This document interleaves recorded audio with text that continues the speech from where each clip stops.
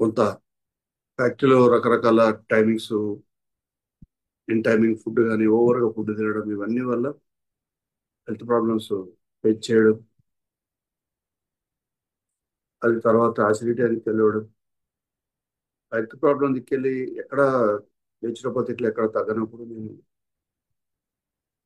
నేచురోపతికి వెళ్ళి బయట అల్లోపతిక్ నుంచి నేచురోపతిక్ అక్కడ బీజం పడ్డదని చెప్పవచ్చు ధ్యానానికి.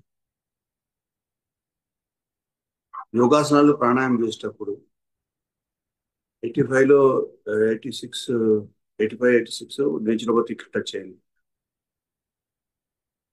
టచ్ అయిన తర్వాత ఎండింగ్ లో శవాసనంలో రిలాక్స్ అయ్యేటప్పుడు లోపల నుంచి ధ్యానం అనే పదం వినేవాడిని. అది పెద్ద పట్టించుకోలేదు, అలా జరుపుకుంటూ వచ్చింది.